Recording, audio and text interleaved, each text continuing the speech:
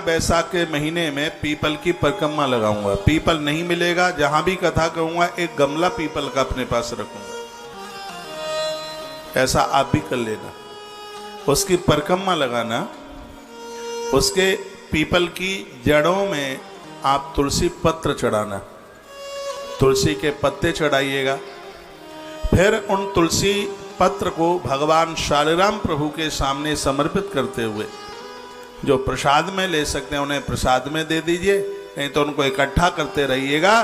फिर उसको जल प्रवाहित कर दीजिए। यदि आप नदियों में रोज नहाने को जाते हैं, रोज उसको प्रवाहित कर सकते हैं। नहीं तो जब अनुष्ठान पूरा हो जाए, 1 महीने का ये अनुष्ठान जब आपका पूरा हो जावे, तो जो भी आप फल पत्तियां, जो भी फल प्रसाद में जो भी कुछ बच भी जाता है, तो उसको नदियों में प्रवाहित कर दीजिए। उसको नदियां देव सरताएं इससे अति प्रसन्न होती हैं। ये बैसाख मास में जरूर कीजिए।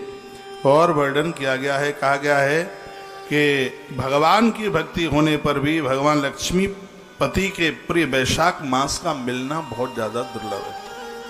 वो बड़े बड़भागी भाग्यशाली हैं कि बैसाख के महीने में वो एक ही जगह रुके, उनको कहीं जाने की जरूरत ना पड़े। ये बहुत ज़्यादा मुश्किल है। एक ही जगह पर आपने स्नान किया है, एक ही जगह पर आपने वंदन पूजन किया है, यह बहुत ज़्यादा विशेष है। इसमें कहा गया कि ये अति दुर्लभ है। कहा गया कि तमह वाप ततो मासम स्नान दान जपादिकम।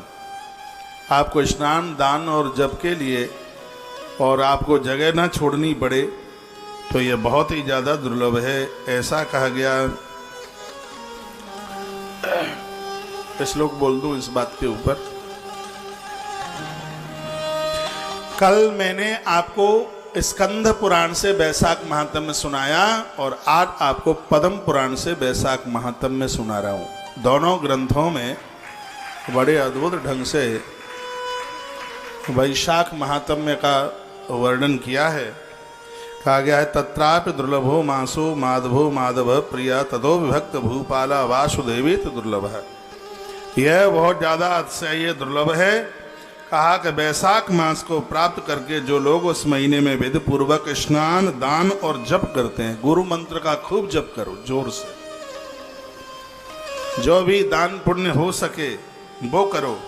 भोर में जल्दी नहाओ, जल्दी स्नान करो, और यदि आपसे बन जावे जो मैंने पढ़ा है वही बोल रहा हूँ, 3 बजे से 4:30 बजे के बीच में आप नहा लिए तो पर डे आपके लिए वो स्नान कुंभ का पर्व बन जाएगा। जो कुंभ पर्व में फल मिलता है उस फल की प्राप्ति हो जाएगी।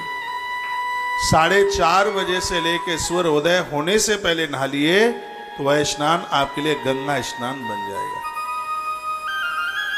और इसमें हर हालत में सूर्य बाद में निकले उससे पहले ही नहाना है। इसमें इस संदर्भ में आज बड़ी बड़ी कथाएं आप सुनेंगे। बस जम के बैठे रहिए, मोबाइलों को बंद रखना।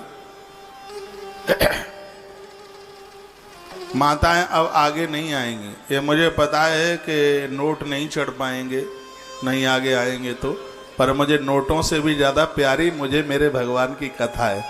इसलिए जब कथा शुरू हो जावे तो फिर तो आगे आना ही नहीं है। माता जी बैठिए, बीच का रास्ता बंद कर लो, निकलने को जगह ही नहीं मिले। जब सड़क ही जाम लगा होगा फिर क्या उड़ के जाएंगे क्या? बिल्कुल बीच का गैप बंद करो, आगे आने का रास्ता बंद। बोलिए भक्त वत्सल भगवान की जय हो। बैठ जाओ, नहीं आधे घंटे के बाद बाहर के गेट तक जगह नहीं मिलेगी। बोलिए श्री हनुमान जी महाराज की जय हो। जय जय श्री राधे श्री राधे श्री राधे। तेषां दर्शन मात्रेण पापिनो विकल्पश्वता भवन्ति भगवद भाव भाविता धर्म कांक्षिणा। वर्णन किया, यदि कोई बैशाख स्नान करके आया है, पापी से पापी व्यक्ति भी उस स्त्री पुरुष का दर्शन कर ले, तत्काल उसके पाप जल करके राख हो जाते हैं, सिर्फ उसके दर्शन मात्र से। इतनी बड़ी महिमा है। माधवे मासे स्नातम प्रातिर्नियम संयुता। इस स्नान का फल तब मिलता है जब नियम न टूटे। बिल्कुल एक बीमारी है, उसका नाम है टीबी। इसकी दवाई का कोर्स 9 महीने का है। मुझे कोई डॉक्टर साहब मिले थे, वो बता रहे थे 9 महीने का कोर्स है। इसमें 9 महीने खाली पेट दवाई लेनी पड़ती है। पहले ये इलाज नहीं था। आज पूरी दुनिया में टीबी का इलाज भारत से बढ़िया कहीं नहीं है किसी के पास। ये बात शायद आपको पता होगी, ना पता हो तो मैं बता देता हूँ। भारत के पास में इसका इलाज है टीबी का। टीबी का रोग बिगड़ता है तो फेफड़े गल जाते हैं, पानी भर जाता है, गल जाते हैं, खत्म हो जाता है, अंजर पंजर।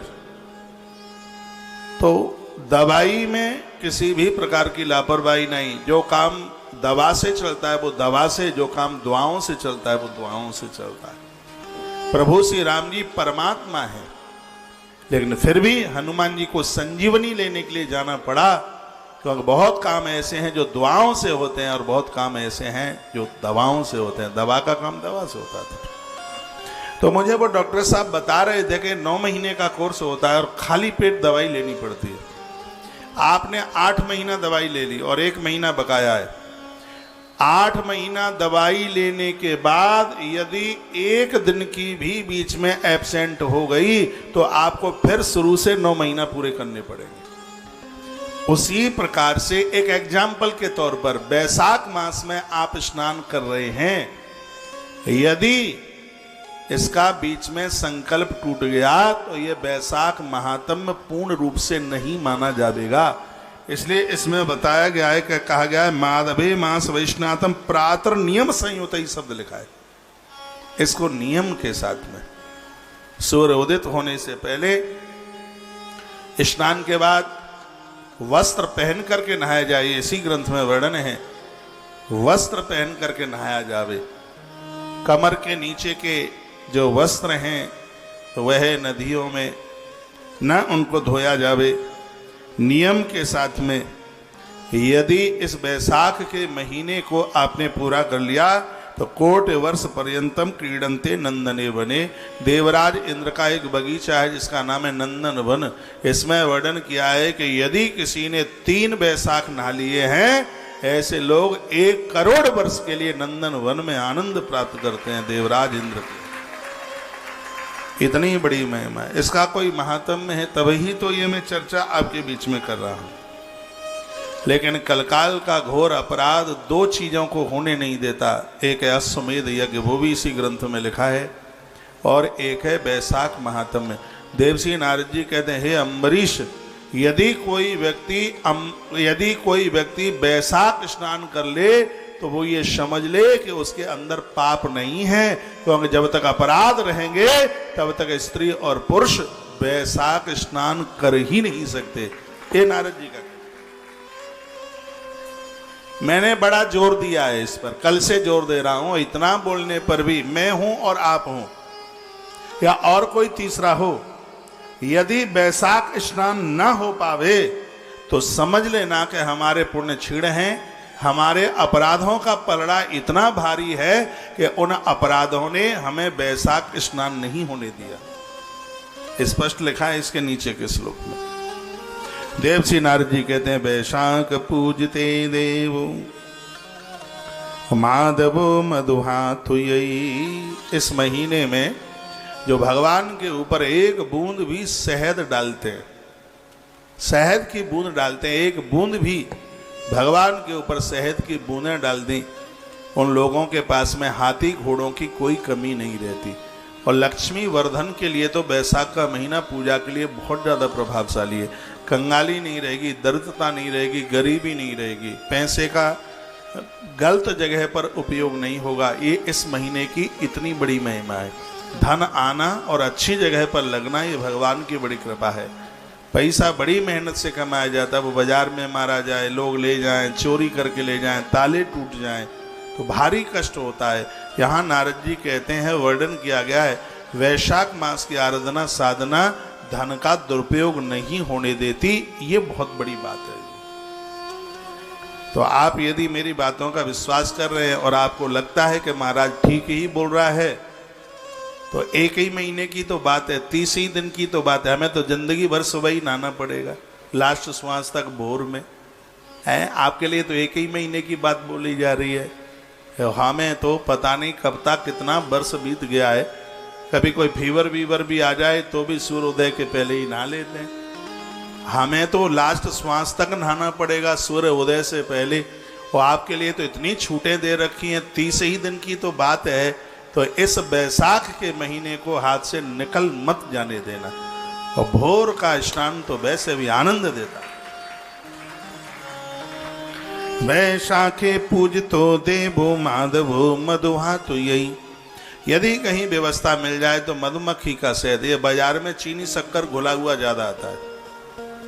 वर्णन किया गया है कि उनके जीवन में हाथी घोड़ों की कोई कमी नहीं रहती, संपदा की कोई कमी नहीं रहती। जो बैसाख के महीने में भगवान नारायण को शहद के द्वारा उनका अभिषेक करते हैं, उनका पूजन करते हैं। लिखने लायक बात है।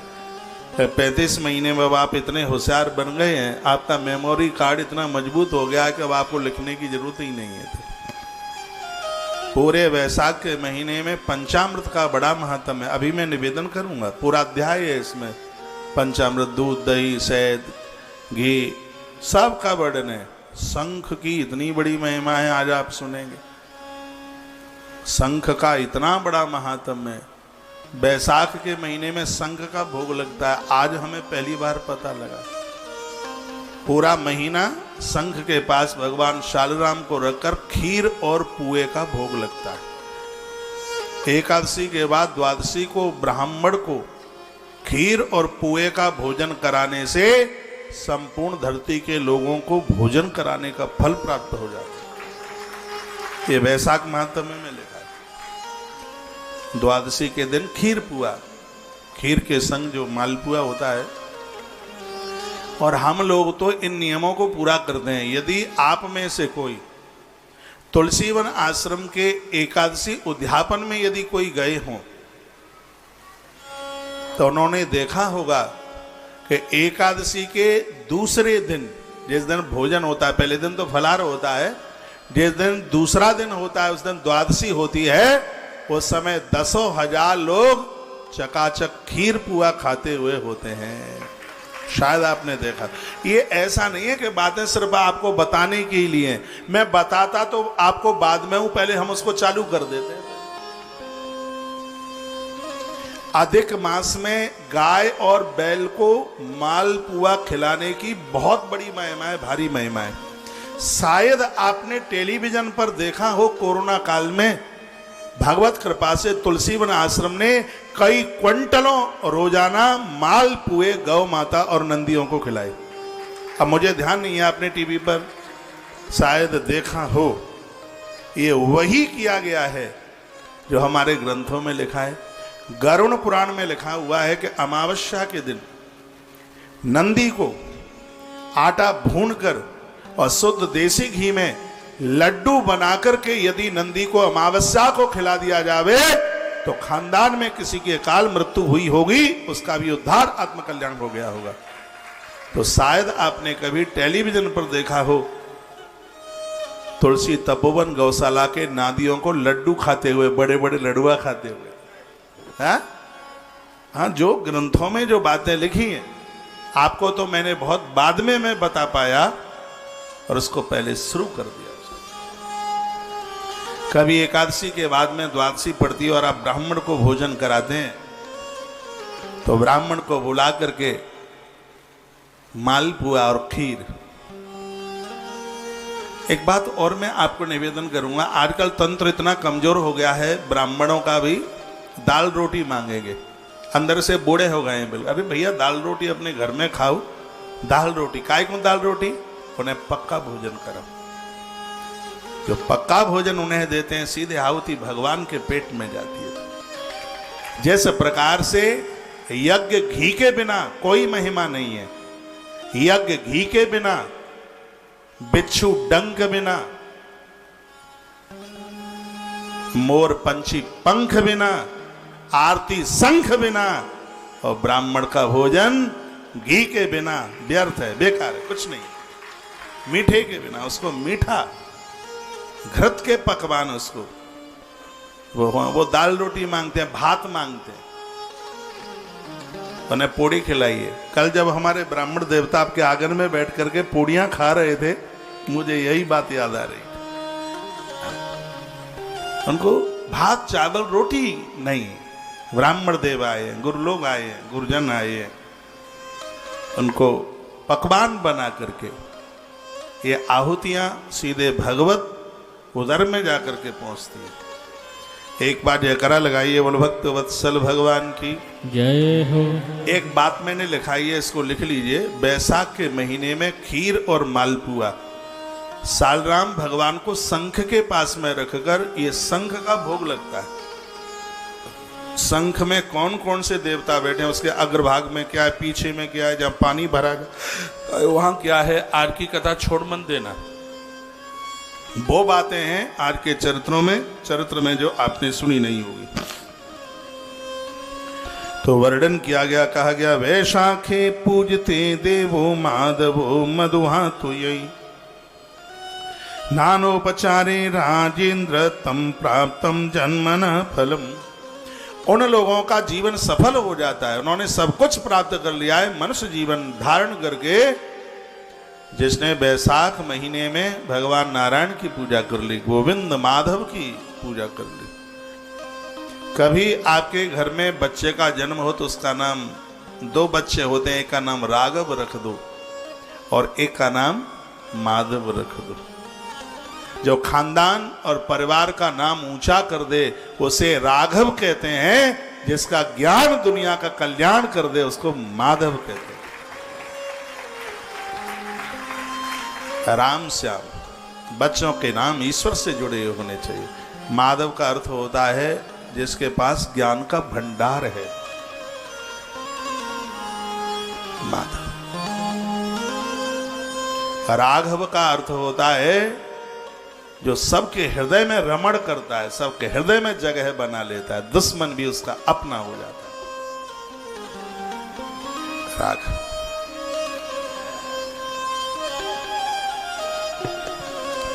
न दत्तम न हुतम जप्तम न तीठे मरणम कृतम ये नारायणो नैव ध्यातो निखलपावः। जिन्होंने जीवन में कभी दान नहीं दे पाए, जप नहीं कर पाए, तीर्थ यात्रा नहीं कर पाए, ऐसे लोग भी बैसाख महात्म्य सुन लेते हैं, बैसाख में स्नान कर लेते हैं, इस भव सागर में उनका कल्याण हो जाता है। इतनी बड़ी महिमा इस बैसाख मास की है। हे राजन, उस मनुष्य का संसार में जन्म निष्फल जानना चाहिए जिसने मनुष्य जीवन लेकर के कभी वैशाख स्नान न किया। उसका तो जन्म लेना ना लेना ऐसे यूं ही चला गया है। ऐसा वर्णन किया गया, ऐसा कहा गया है, वर्णन किया गया हे राजेंद्र, मनुष्य जीवन मिला है तो बैसाख जैसे पवित्र महीने में उसको 30 दिन उसको दान करना चाहिए। इसमें पूरा 30 दिन अभी मैं आगे निवेदन करूंगा, वर्णन है बड़ा, श्लोक बोल बोल करके ये आप लिख लीजिए। ब्राह्मण को घर में बुला करके 30 दिन उसको दही के साथ भोजन कराए। दही, उसकी महिमा, उसका महात्म्य आप सुनेंगे। दक्षिणा दें, दान दें। ग्रंथ में लिखा है कि दान किए बिना कुछ भी नहीं मिलता। आज आपको जो ये मिला है ये आप दे के आए हैं, जिनको नहीं मिला है वो रोए नहीं, वो दे के नहीं आए हैं इसलिए उनको मिला नहीं है। 27 नंबर का श्लोक है, इसमें लिखा है न दानेन बिना भूप किंचित दप्य प्रतिष्ठितः। इस संसार में बिना दिए किसी को कुछ भी नहीं मिल सकता। आपको अच्छे बच्चे मिले, अच्छी पत्नी मिली है, अच्छा पति मिला है, परिवार खानदान मिला है, जमीन जायदाद मिली है, जीवन जीने के लिए आपको अर्थ मिला है, तो यहाँ देवर्षि नारद जी कहते हैं हे अम्बरीश, ये सब कुछ व्यक्ति दे के आता है तब उसको मिला। कल एक बड़ी सुंदर बात निकली थी, वो मैंने आपके बीच में रखी। आप किसी के लिए कुछ भी नहीं कर रहे हैं, आप जो भी कर रहे हैं वो अपने लिए, चाहे पाप कर रहे हैं चाहे पुण्य कर रहे हैं। पाप कर रहे हैं तो उसके भी परिणाम हमें ही भोगने पड़ेंगे, और यदि हम पुण्य कर रहे हैं तो उसका भी अच्छा परिणाम हमारे ही लिए है, उसका आनंद, उसका सुख हमें ही मिलने वाला है।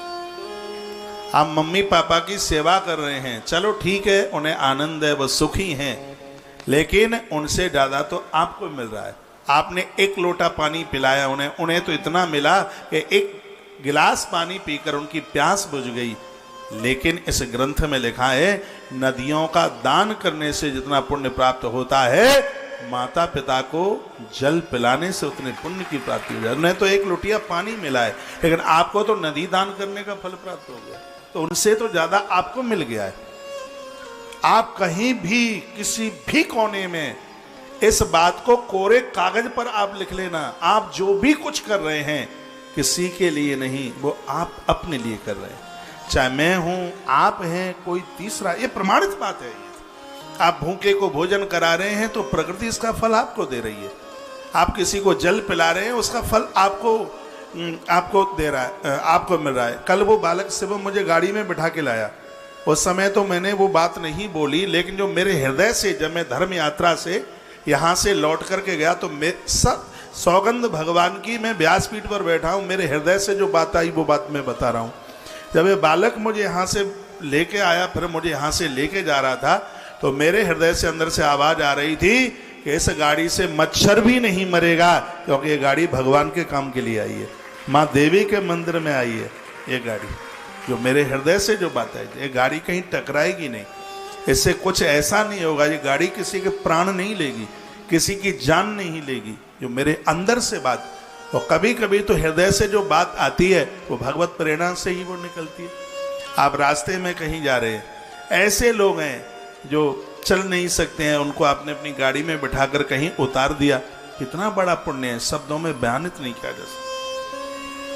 उसको तो बस इतना सा मिला है कि उसने आपकी गाड़ी में बैठकर पैदल चलना पड़ता, 10 किलोमीटर उसको चलना नहीं पड़ा और वो अपने घर पहुंच गया, उसको तो इतना मिल गया है। लेकिन इसका पुण्य है कि आपने इंद्र के हाथी ऐरावत का दान करके जितना पुण्य कमाया है, उस व्यक्ति को ठिकाने पहुंचाकर आपने उतने फल को प्राप्त कर लिया। तो इन सब चीजों में भावना होनी चाहिए। आज भी जब मैं गौशाला की तरफ निकलता हूं और मुझे कोई रास्ते में मिल जाते हैं, वो गौशाला जा रहे हैं या दूसरी जगह जा रहे हैं, मैं अपने ड्राइवर को कहूँगा, सुन भाई ये गाड़ी रोक, देख इसमें तो डीजल पेट्रोल उतना ही लगने वाला है, इसकी कितनी दुआएं, इसका कितना आशीर्वाद होगा, चलिए हम इनको बिठा करके। मैंने तो बहुत लोगों को यमुना एक्सप्रेस पर छोड़ दिया। वो लोग कहते महाराज जी आप इतने बड़े आदमी हैं। मैंने कहा बड़ा तो खजूर का पेड़ होता है, हम तो बहुत छोटे से हैं। उनकी दुआएं और उसी का तो आनंद लिया जा रहा है। और इस बात को कभी भी मत भूलना, आप इस बात को जो मैं निवेदन कर रहा हूं, आप जो भी कुछ कर रहे हैं, अच्छा कर रहे हैं या बुरा कर रहे हैं, ये अपने लिए कर रहे हैं, हम अपने लिए कर रहे हैं, इस सब का हमें मिलने वाला है। आइए मैं प्रसंग में फिर लौटा करके आपको ला रहा हूं। न दानेन बिना भूप किंचिदप्युपतिष्ठति, यदि इस धरती पर दिया नहीं है तो मिलेगा नहीं, बिल्कुल नहीं। देवर्षि नारद जी कहते हैं आपके पास में वही है जो आप दे के आए, आपके पास वही है जो आप बांट करके आए। इसलिए व्यक्ति को उदार मना हो करके जीवन जीना चाहिए। वैसा कृष्णान महात्म्य अदपि पंच दिनात्मकात्, वर्णन किया गया, कहा गया। बोलिए भक्तवत्सल भगवान की जय हो, श्री हनुमंत बलवंत महाराज की जय हो। पूरा महीना आप नहा लिए हैं, ये तो बहुत बड़ी बात हो गई है। यदि बैसाख महात्म्य सुन भी लिया है तो उसको सैकड़ों यज्ञ करने का फल तत्काल प्राप्त हो जाता है। इतनी बड़ी महिमा का यहां वर्णन किया गया है।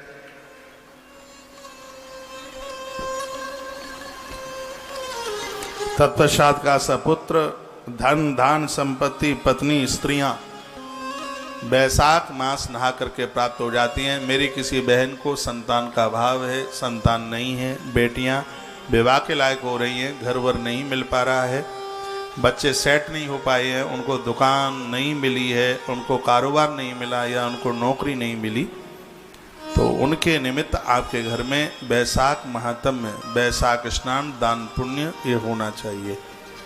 इसमें वर्णन है कि हर रोज 1 घड़ा दान देने की बात कही गई है।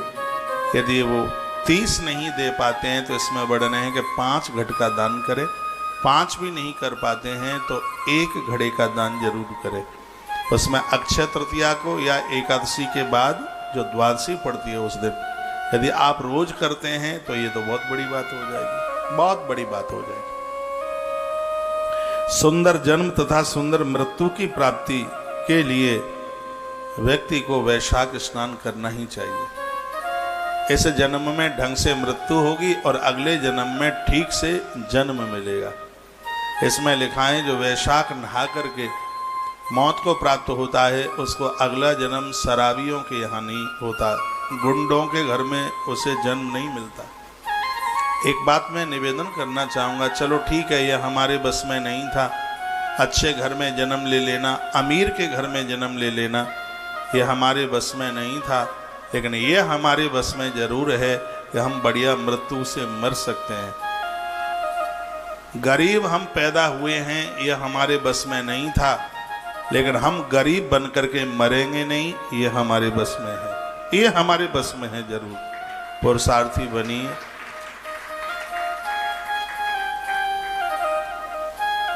इस जीवन को आनंद के साथ में जीने की जरूरत है।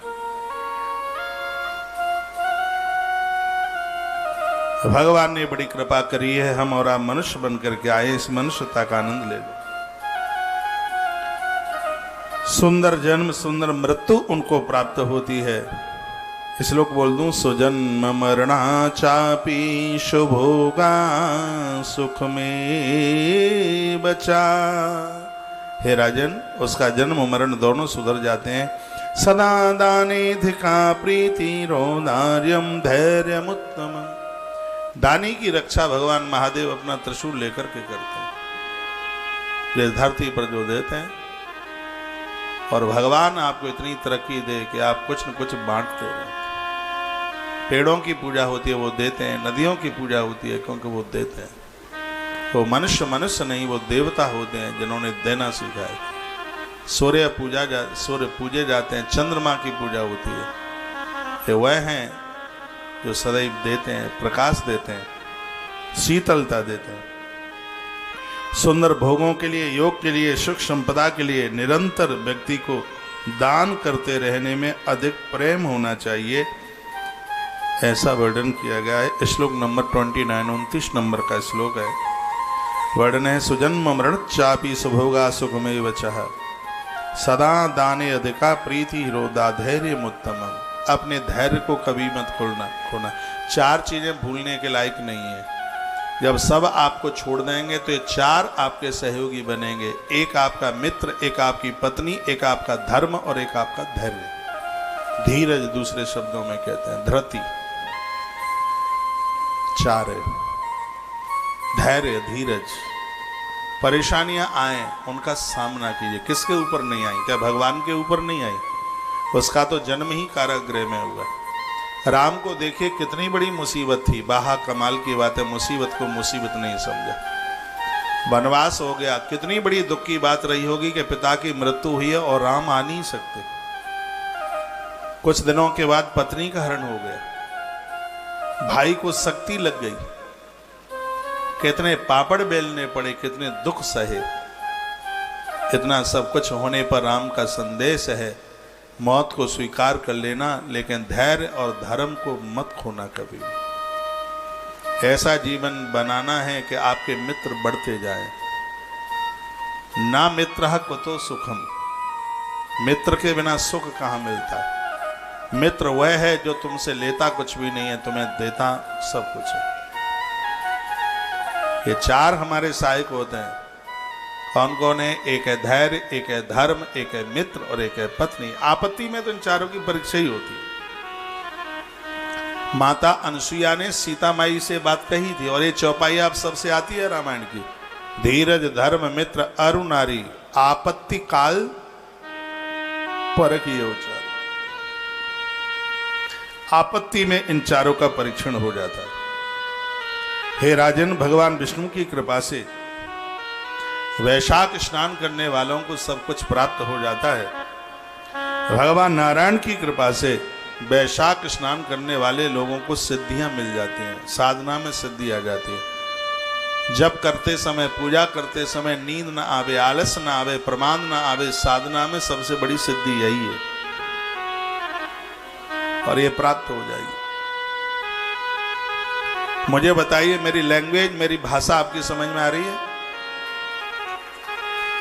धन्यवाद। आप नहीं नहाओगे तो रोजाना भोर में जगाता रहूंगा आपको कि जागो, खड़े हो जाओ, स्नान करो। बैसाख का महीना है। हाँ, ये 2023 का बैसाख सभी भाई बहनों से, माँ बाबूजी से सभी निलवाना है, क्योंकि इसकी महिमा बहुत ज्यादा हमने पढ़ ली है, कल्याण करने वाली है। रे वायांबा महाराज यामुनि शारदे थवा प्रातस्मृति भानु विधाने नपुत्तम। ये श्लोक यहीं का, जिसका व्याख्यान कल मैंने किया था। बैसाख मास में जो कोई नर्मदा स्नान करता है, एक बार का स्नान उसको 1 वर्ष तक भगवान महादेव के पूजन का पुण्य प्रदानित करता है। रेवा यानी नर्मदा। गंगा जी में 1 दिन का स्नान पूरे वर्ष भर तक भगवान विष्णु की पूजा का फल प्राप्त होता है। काफी नदियों का नाम यहाँ पर वर्णन किया गया है। स्नात्वा सम्यक विधानेन बैसाखे तो विशेषता। इसका विधान है, देह पर पीली मिट्टी पोतो, देह पर पीली मिट्टी लगाइए, उसके बाद में फिर स्नान कीजिए, ऐसा भी इसमें वर्णन है। देव आराध्य गोविंदम नारायण मनामयम। गोविंद दामोदर स्तोत्र का पाठ ये भी लिख लीजिए। गोविंद दामोदर स्तोत्र का पाठ कीजिए। करार बिंदे न पदार बिंदम मुखार बिंदे बन भेषयन् बटस्य पत्रस्य पुटे शयानं बालं मुकुन्दं मनसा स्मरामि। श्री कृष्ण गोविंद हरे मुरारे, हे नाथ नारायण। जीवे पिबस्वा मृतमेतनेवं गोविंद दामोदर माधवे। जीवे पिबस्वा मृतमेतनेवं गोविंद दामोदर माधवे। ये गोविंद दामोदर स्तोत्र पूरा का पूरा महीना भर इसका रोज पाठ कीजिए। कल मैंने एक मंत्र बताया है, ओम विष्णवे नमः। इस मंत्र का जप कीजिए, तुलसी की माला के ऊपर जप करें। बैसाख महात्म्य बड़ा अद्भुत है। अनुभूय तपस्वन्ते स्वर्ग अक्षयमाप्नुयात्। वैशाख स्नान करने वालों के लिए स्वर्ग अक्षय हो जाता है, निश्चित हो जाता है। एवं ज्ञात्वा महाभाग मधुसूदन अर्चया। वह लोग बड़े बड़भागी हैं जो इस महीने में भगवान दामोदर की अर्चना, मधुसूदन भगवान कृष्ण की अर्चना करते रहेंगे। बड़ा भाग्य है। तो शहद की व्यवस्था पहले से कर लीजिए। ये बाजारू नहीं, कहीं मधुमक्खी का शहद मिल जावे तो उससे भगवान को स्नान कराइए। पंचामृत में उसको प्रयोग में लीजिएगा। तो इस महीने में शहद से भगवान नारायण को स्नान कराने की बहुत बड़ी महिमा है।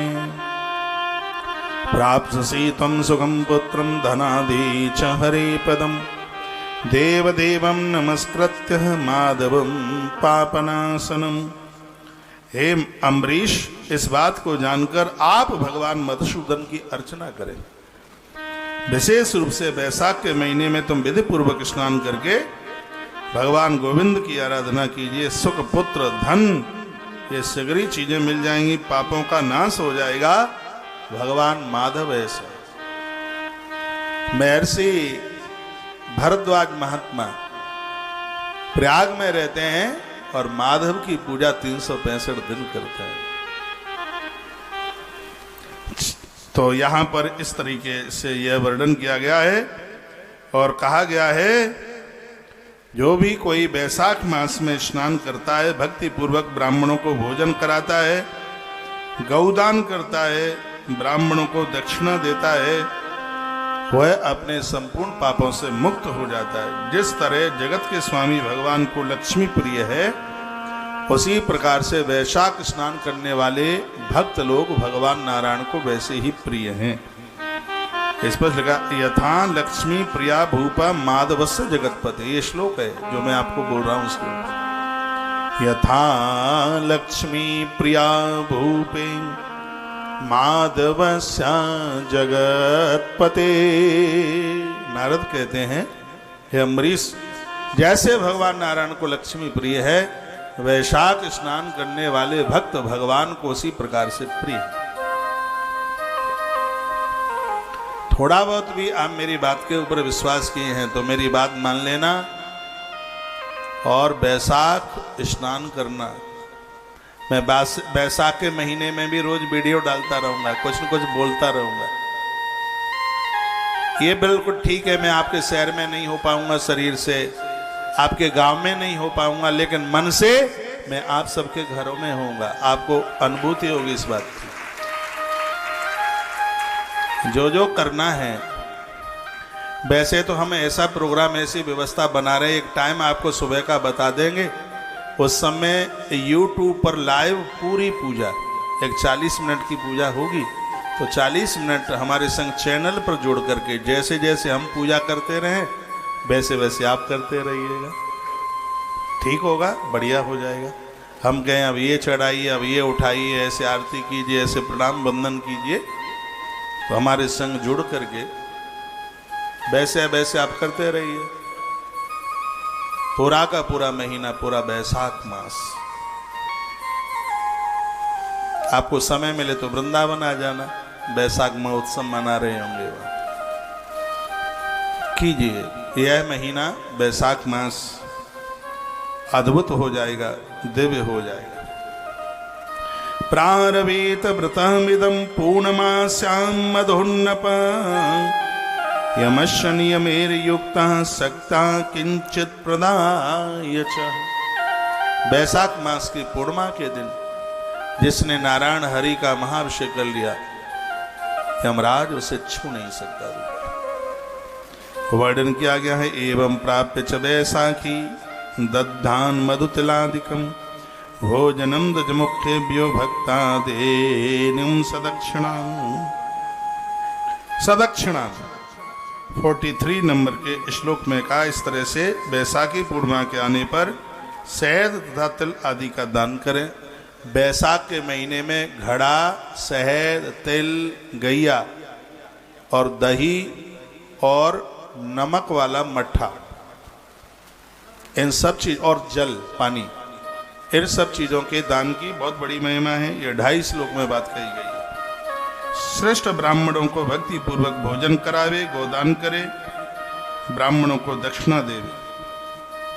तो वर्णन किया गया, जिस तरह जगत के स्वामी श्री भगवान को लक्ष्मी प्रिय है, हम भी भगवान को वैसे ही प्रिय हो जाएंगे। इस तरह से जो मनुष्य 3 वर्ष, 6 वर्ष, 9 वर्ष और 12 वर्ष स्नान कर लेता है, भगवान मधुसूदन प्रत्यक्ष रूप से प्रकट होकर उसको दर्शन दे देते। भगवान नारायण उसके सामने प्रकट हो जाते हैं। इतनी बड़ी महिमा है इसकी। तथैव माधवो मासा मधुसूदन बल्लभा एवं विधियतो मर्त्य स्नात्वा 12 वत्सर। यदि किसी ने 12 वर्ष वैशाख मास स्नान कर लिया तो इस ग्रंथ का दावा है, देवर्षि नारद कहते हैं कि परमात्मा उस भक्त के सामने आके प्रकट हो जाएगा। वैशाख मास की इतनी बड़ी महिमा है। उद्यापनम चरे शक्त्या मधुसूदन तुष्टये। उद्यापन अपनी व्यवस्था के अनुसार, अपने सामर्थ्य के अनुसार। इदम महाधवमासस्य महात्म्यम कथितम तव यत्पुरा ब्रह्मणो वक्त्र श्रुतमाशीन मया नृप।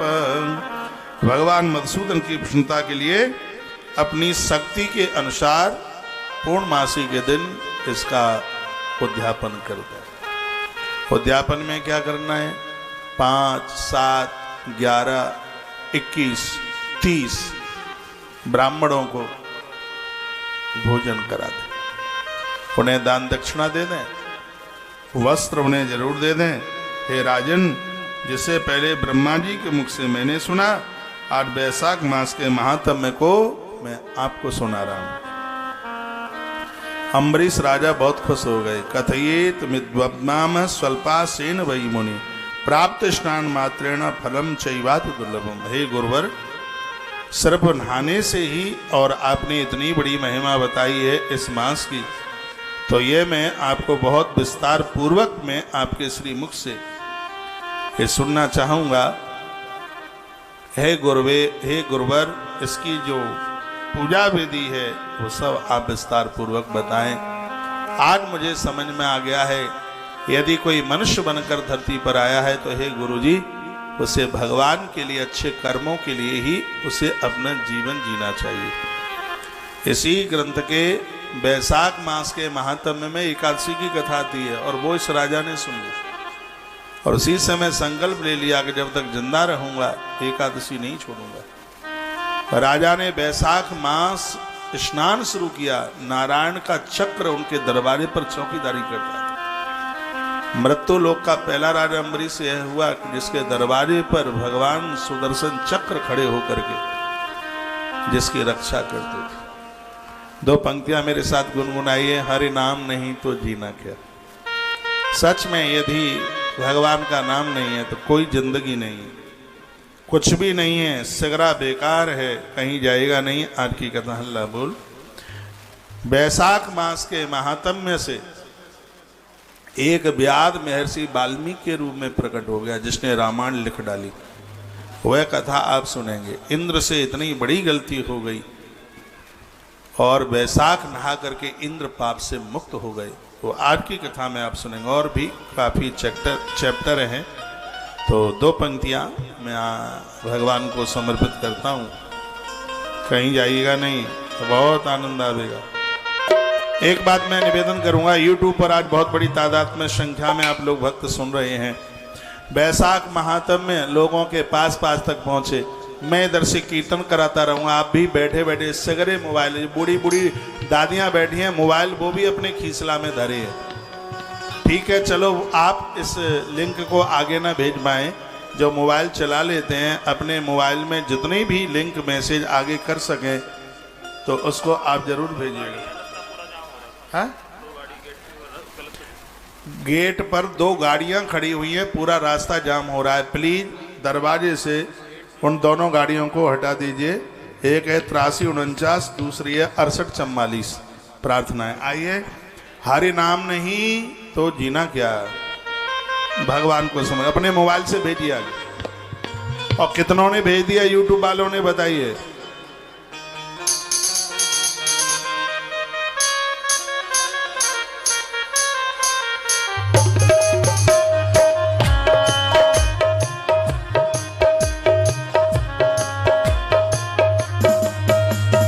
अमृत है हरि नाम जगत में, अमृत है हरि नाम जगत। इस छोड़ विषय विष पीना क्या। हरि नाम नहीं तो जीना क्या। हरि नाम नहीं तो जीना क्या। हरि नाम नहीं तो जीना क्या। हरि नाम नहीं तो जीना क्या।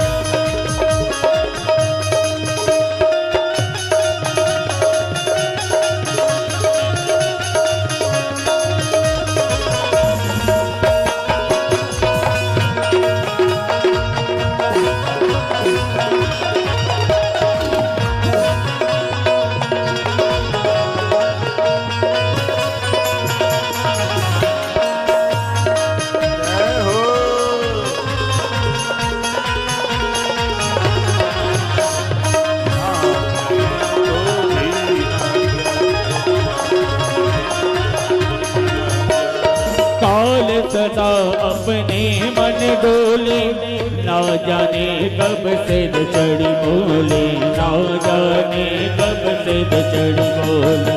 काल सदा अपने मन डोले, ना जाने कब सिर चढ़ी बोले, ना जाने कब सिर चढ़ी बोले। हरि का नाम जपो नित्य, हरि का नाम जपो नित्य, इसमें बरस महीना क्या हरि नाम नहीं तो जीना क्या, हरि नाम नहीं तो जीना क्या, हरि नाम नहीं तो जीना क्या। अमृत है हरि नाम जगत में, अमृत है हरि नाम जगत इसे, छोड़ विषय विष पीना क्या, हरि नाम नहीं तो जीना क्या, हरि नाम नहीं तो जीना क्या।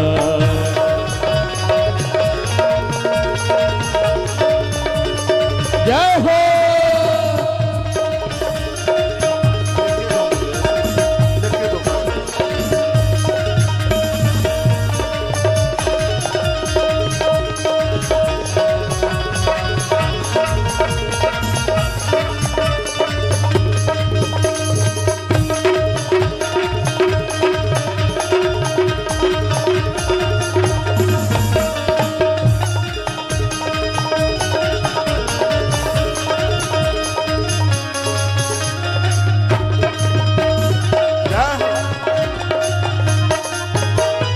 तीरथ है हरि नाम तुम्हारा, फिर क्यों फिरता मारा मारा, फिर क्यों फिरता मारा मारा। तीरथ है हरि नाम तुम्हारा, फिर क्यों फिरता मारा मारा, फिर क्यों फिरता मारा मारा। अंत समय हरि नाम न आवे, अंत समय हरि नाम न आवे, काशी और मदीना क्या, हरि नाम नहीं तो जीना क्या, हरि नाम नहीं तो जीना क्या, हरि नाम नहीं तो जीना क्या, हरि नाम नहीं तो।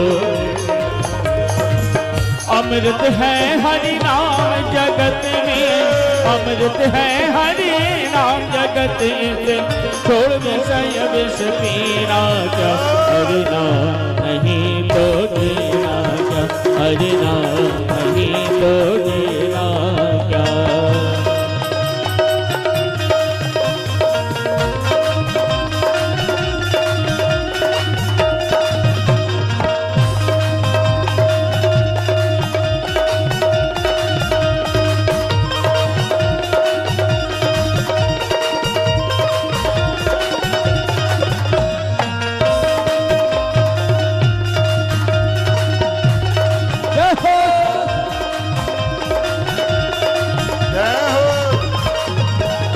आभूषण सब अंग सजावे, रसन पर हरि नाम न आवे, रसन पर हरि नाम न आवे।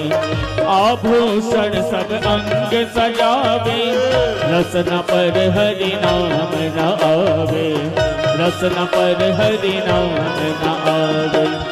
देह पड़ी रह जाए यहीं पर, देह पड़ी रह जाए यहीं पर, कुंडली और नगीना क्या, हरि नाम नहीं तो जीना क्या, हरि नाम नहीं तो जीना क्या, हरि नाम नहीं तो जीना क्या।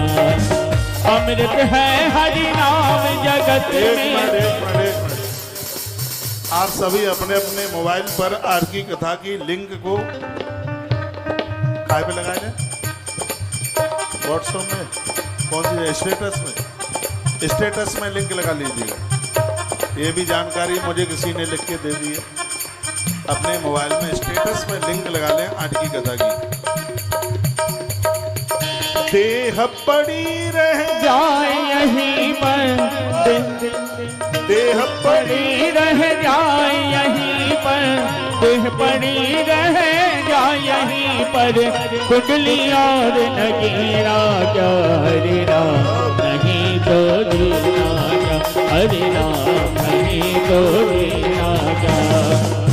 अमृत है हरि नाम जगत में, अमृत है हरि नाम जगत से, छोड़ विषय विष पीना क्या, हरि नाम नहीं तो जीना क्या, हरि नाम नहीं तो जीना क्या, हरि नाम नहीं तो जीना क्या, हरि नाम नहीं तो जीना क्या।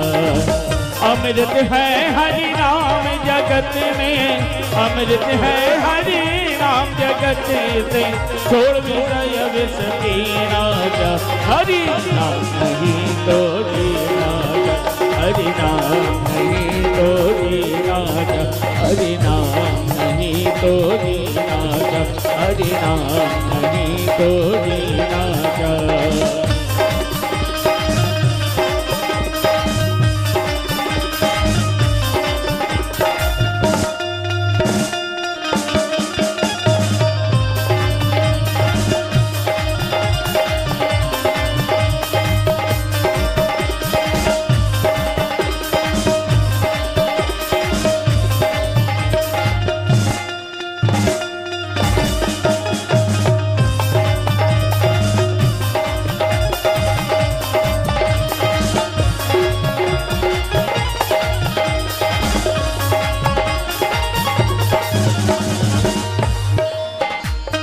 तीरथ है हरि नाम तुम्हारा, फिर को फिरता मारा मारा, फिर को फिरता मारा मारा।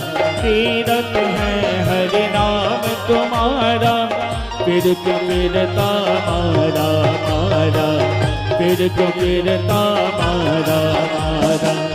अंत समय हरि नाम न आवे, अंत समय हरि नाम न आवे, काशी और मदीना क्या, हरि नाम नहीं तो जीना क्या, हरि नाम नहीं तो जीना क्या, हरि नाम नहीं तो जीना क्या, हरि नाम नहीं तो जीना क्या, हरि नाम नहीं तो जीना क्या, हरि नाम नहीं तो जीना क्या, हरि नाम नहीं तो जीना क्या, हरि नाम नहीं तो जीना क्या। हे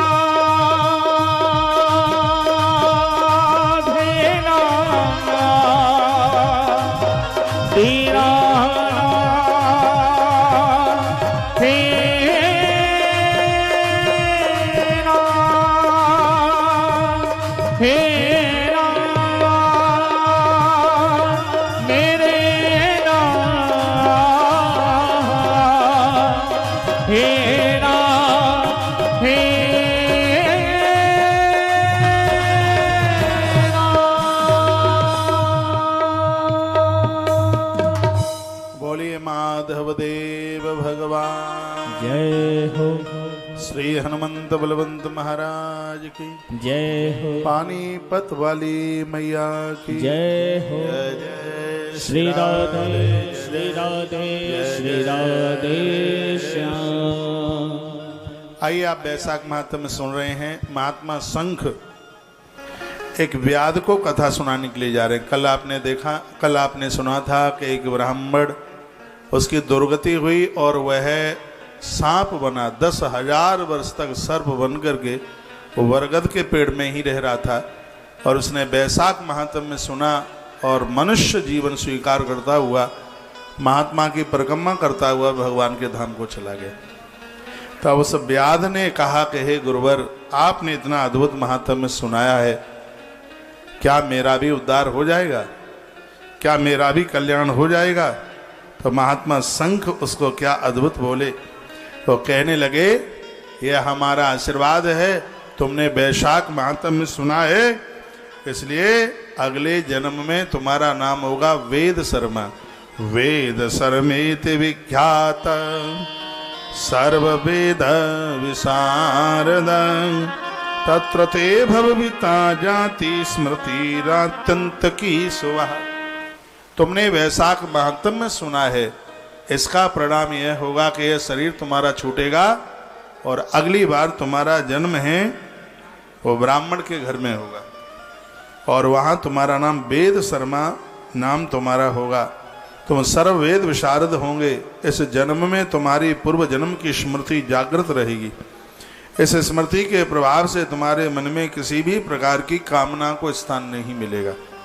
हृदय में कोई वासना नहीं रहेगी। तुम मधुसूदन को प्रिय वैशाख मास में शास्त्रोक्त विधि के द्वारा तुम आचरण करोगे, क्योंकि व्यक्ति अंत में जो सुनकर के, जो देखकर, जो करके मरता है, अगले जन्म में उसका जीवन वहीं से आरंभ होता है। ऐसा इस ग्रंथ में वर्णन किया गया। किमूत श्रद्धा युक्त जित क्रोधा जितेन्द्रिय दयावंतम कथाम श्रद्धा गच्छतीन तम दजोत्तम। काहे व्यास श्रद्धायुक्त जितेंद्रिय दयावान तथा क्रोध रहित यदि कोई मनुष्य हरिनाम का श्रवण करता है तो वह भगवान विष्णु के पद को प्राप्त होता है। ये बहुत ध्यान से सुनिएगा। आप क्रोध नहीं करते, मन में व्यसन नहीं है किसी भी प्रकार का, कोई धूम्रपान नहीं है, कोई गलत चीज नहीं है, ऐसा श्रोता एक क्षण के लिए भी भगवान की कथा सुन ले तो महात्मा शंखु कहते हैं कि वो ब्रह्म पद को ही प्राप्त होता है। इसमें कोई संशय वाली बात नहीं है। तुमने बहुत जीवों की हत्या की है, लेकिन आज तुमने प्रायश्चित किया है। तुम्हारे हृदय में क्रोध नहीं है, और यह मुझे लग रहा है कि अब यहाँ से आने वाले जितने भी जन्म हैं तुम्हारे बढ़िया से बढ़िया होंगे, ऐसा महात्मा शंखु ने कहा। तो इतना कह करके महात्मा शंखु जब जाने लगे तब ये रोने लगा और कहने लगा, तमेम शरणम याई नारायण मनामयम। हे गुरुवर, मैंने नारायण को नहीं देखा, लेकिन आप मेरे लिए ही भगवान हैं। प्रभु, आपके यह शब्द मेरा कल्याण करेंगे। भक्तवत्सलम व्यक्तम चेतो गम्यम दयानिधिम।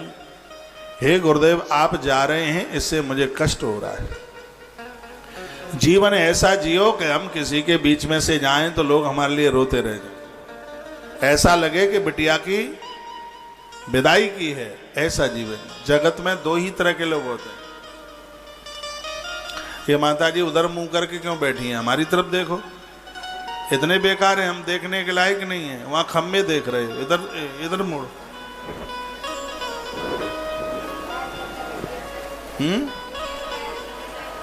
पैर में लगी है, सहेली बैठी है। अच्छा, कोई बात नहीं, अब ठीक है। जगत में दो तरह के लोग होते हैं। एक वह है जो मिलने पर दुख देता है, और एक वह है जो बिछुड़ने पर दुख देता है। जो मिलने पर दुख देते हैं वो खतरनाक होते हैं, और जो बिछुड़ने पर दुख देते हैं वो बहुत अच्छे होते हैं। जिनके जाने के बाद उनकी यादें रह जाती हैं। वो इंसान नहीं, वो तो साक्षात देवता होते हैं। वो व्याध रो पड़ा, कहा, गुरुदेव आप हमें छोड़ करके मत जाइए। कुरु सर्वान मात धर्मान वैशाखोण्या महामते तेन तुष्टा जगन्नाथ सर्मतेच विधास्यति। महात्मा ने कहा, बेटा जब तक जिंदे हो वैशाख महात्म्य सुनते रहना, वैशाख स्नान करते रहना, तुम्हारा कल्याण होगा। और महात्मा तो ये बड़े दयावान थे। वह रो पड़ा, कहा, गुरुवर आपका दर्शन पाकर मैं धन्य हो गया, अनुग्रहित हो गया। भाग्यवशात ही मुझे आपका दर्शन मिला है, और भगवत कृपा से ही साधुओं का दर्शन होता है। बोले कहा है, महात्माओं का दर्शन हो जाए तो पाप का पहाड़ जल के राख हो जाता है। संत दरस जिमी पातक डरे। कितना भी बड़ा पाप हो, आप कहेंगे बहुत बड़ा पाप भी, हाँ, ऐसे जैसे रुई के गोदाम में माचिस की एक तीली बहुत है। एक तीली के द्वारा रुई का गोदाम हो जाता है, खत्म, समाप्त, जल के राख हो जाता है। तो यहाँ पर महात्मा शंखु कहते हैं, हे पुत्र, भावना के साथ परमात्मा का एक भी नाम उच्चारण कर लिया जावे तो पाप कितने जन्मों का ही मायना नहीं रखता। भगवान का नाम पापों को जला करके राख कर दे।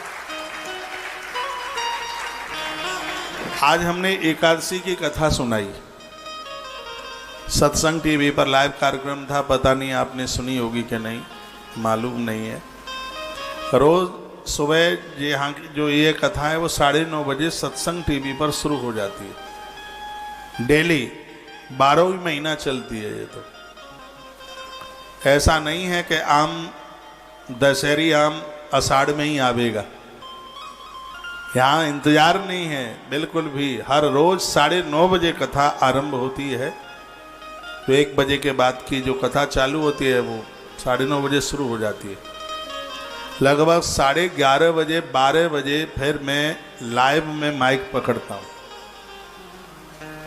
कल भी हमने कुछ बढ़िया सा ही सुनाया था, अब ध्यान नहीं है क्या सुनाया था।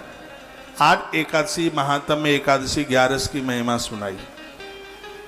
उसमें बड़ी अद्भुत बात कही थी। कहा कलकाल में 2 चीजें बहुत ज्यादा दुर्लभ है। एक है अश्वमेध यज्ञ। अश्वमेध यज्ञ बहुत भारी दुर्लभ है। वैशाख महात्म्य भी दुर्लभ है। तो वहां पूछा गया का सुलभ क्या है? का 2 चीजें सुलभ हैं कलयुग में। एक है सोमवती अमावस्या और दूसरी है एकादशी। ये दोनों सुलभ है। द्वापर में पांडव तरसते तरसते चले गए, उन्हें सोमवती अमावस्या नहीं मिली, ऐसा वर्णन है, ऐसा आचार्य जन संत जन कहते हैं। पांडव तो इतने कुपित हो गए और उन्होंने सोमवती अमावस्या को श्राप दे दिया और कहा हमने 12 वर्ष तप किया और तू एक भी बार नहीं आई, तो चल हमारा श्राप है। कलयुग में तू मारे मारे घूमती रहेगी, डोलती रहेगी, चलती रहेगी, फिरती रहेगी। इसलिए वर्ष में 5-7 बार आ जाती है सोमवती अमावस्या। धर्मराज युधिष्ठिर ने श्राप नहीं, हमारे और आपके कल्याण के लिए वरदान दे दिया। एक सोमवती अमावस्या, उसमें लिखा है कि कलयुग में व्यक्ति ध्यान नहीं कर सकता। आज के महात्म्य में, एकादशी महात्म्य में सुना रहा था, कलयुग में व्यक्ति ध्यान नहीं कर सकता, यज्ञ नहीं कर सकता। कलयुग में व्यक्ति जप भी नहीं कर सकता, नहीं कर सकता। आप में बहुत लोग ऐसे बैठे हैं जिनके कोई न कोई गुरु है, मंत्र ले लिया है 4 साल पहले, 10 साल पहले या 20 साल पहले, लेकिन मंत्र जपने में कभी मन नहीं लगता, उनके आदत में ही नहीं है, वो जप करते ही नहीं है। तो उसमें एक नीचे एक पंक्ति लिखी, वो बड़ी प्यारी थी और आज मैंने पहली बार बोली है। कहा कि और युगों में इतने गुरु नहीं जितने गुरु कलयुग में हैं। कलयुग में गुरु तो बहुत होंगे, मंत्र देने वाले बहुत होंगे, लेकिन मंत्र जपने वालों का बहुत बड़ा अभाव होगा, बहुत भारी अभाव होगा, बहुत बड़ा अभाव होगा। ये उसमें वर्णन था। आज की कथा में है, मैं आपको निवेदन कर रहा हूं कि जप एक बहुत बड़ा यज्ञ है, बहुत बड़ा यज्ञ है। मुझे तो ध्यान और समाधि से भी ज्यादा महत्व जप में, क्योंकि रोज जप करता हूं, इसलिए मैं उसकी महिमा समझता हूं, मैं उसका आनंद समझता हूं। जप करने से तत्काल मन को शांति मिलती है। और यह बहुत बड़ा अपराध है कि गुरुजनों से जुड़ करके मंत्र लिया है और मंत्र का जप नहीं होता। बहुत लोग तो भूल ही गए।